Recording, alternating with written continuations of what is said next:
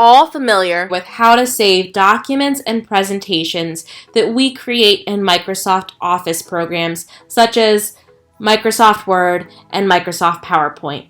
We know that we start creating the product and then we go to File, we go Save As, we create a name for the product that we're working on, we choose to save it onto our desktop, into our documents, into folders. We're familiar with that process. But we get a little tripped up when it comes to naming and storing items in Google Drive. Google Drive is like your My Documents on your computer. But because of the auto-saving component of Google, where you don't have a file save as, it just saves automatically, we can often end up with just a disorganized mess of documents and slideshows and Google Forms and spreadsheets. And it can become very difficult to manage and very difficult to go back and find our materials. So I just want to show a couple of quick tips that will help you stay organized in Drive.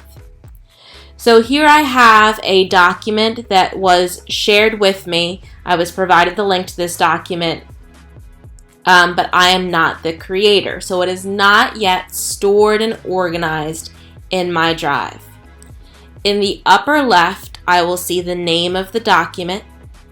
And then a couple icons over, I have this Add Shortcut to Drive icon.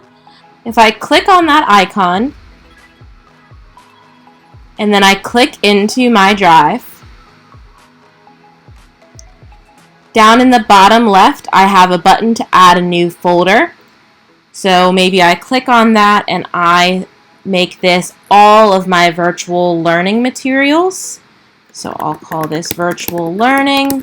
And I like to add a date onto my folders too, just so that if I have similar materials from year to year, I can differentiate between them. So I'll call this 2020. I'll hit the check mark, and then I'll say Add Shortcut here. And now I have a folder, and I have stashed this presentation into that folder. In some instances, such as when I make a copy of a document, that document will already be stored away into my Drive, but again, it's going to be stored in that blob of documents. It's not going to be stored in an organized fashion. So I can tell that this document already got stored away to my Drive because next to the star, there isn't that same Add to Drive button. Instead, there's this Move button. So it's already in my Drive, but it hasn't been stored into the folder. So I'm going to click on that Move button.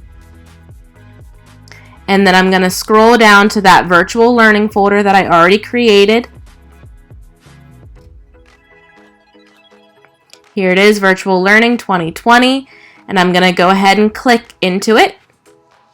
There is that Google slide that I already added into it. And I can hit the Move here.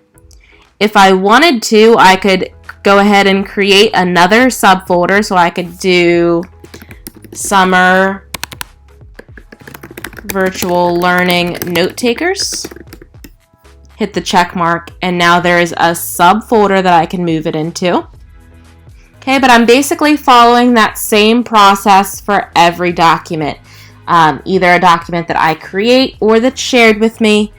I want to go up to this icon, put it into my Drive, and then stash it away into a folder. And that's going to make it so that I'm far more organized and I'm able to access my documents later without frustration.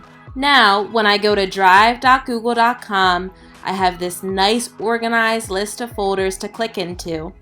And if I go over to this last modified column and select last modified, here are the folders that I have most recently accessed, so it's all the easier for me to get in and access those important documents.